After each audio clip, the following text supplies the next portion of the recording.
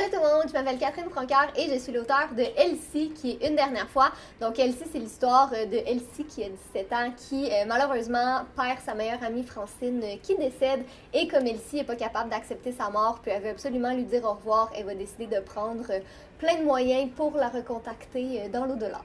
Plus d'un mois après le décès de Francine, sa maison n'était toujours pas vendue. Comme elle vivait seule et qu'elle n'avait pas de famille, à part sa sœur qui ne s'était pas manifestée, c'était comme si elle avait été oubliée. Par les gens, la ville, les autres voisins, mais pas par moi. Même mes parents s'étaient remis de sa disparition, prétextant que la vie devait continuer, mais c'était impossible. Je n'avais toujours pas accepté sa mort parce que ça avait été trop soudain. J'avais encore trop de choses à lui raconter. Des choses qu'elle seule aurait pu entendre. Je savais qu'un jour elle me contacterait. Il m'arrivait souvent après l'école de prendre la clé que Francine m'avait confiée et d'entrer chez elle. Mes parents étaient encore au travail et de toute façon, à 17 ans, je ne leur disais pas tout sur mes allées et venues. Plusieurs fois par semaine, je stationnais ma voiture dans ma cour et je marchais jusque chez elle. La poussière commençait déjà à s'accumuler sur ses nombreux bibelots, elle qui était si fière de sa collection.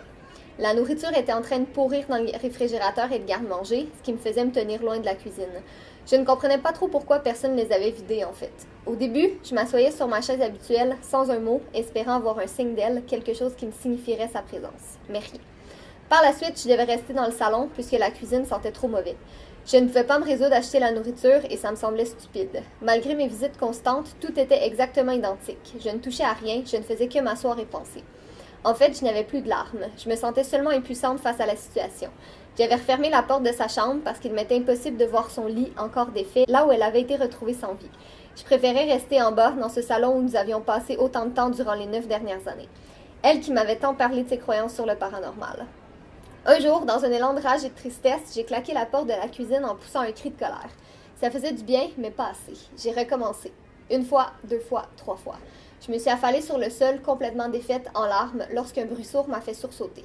Tout ce qui se trouvait sur l'étagère juste à côté de moi venait de tomber par terre. Probablement que l'impact de la porte sur le mur avait contribué à renverser tout le contenu de l'étagère de bois mal fixé.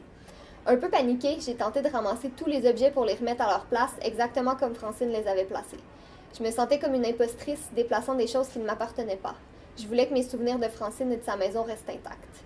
En voulant remettre les livres, les papiers et les autres bibelots à leur place, je me suis levée et j'ai tout à coup senti une douleur aiguë sur mon épaule. Un autre livre venait de dégringoler.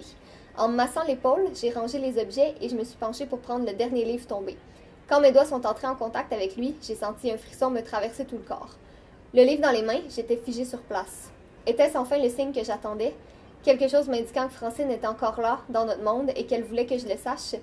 Était-ce une coïncidence? L'ouvrage que je tenais était l'un de ceux que j'avais probablement vu le plus souvent dans ma vie, ici même, chez elle. Le livre des esprits. Je savais exactement de quoi il parlait.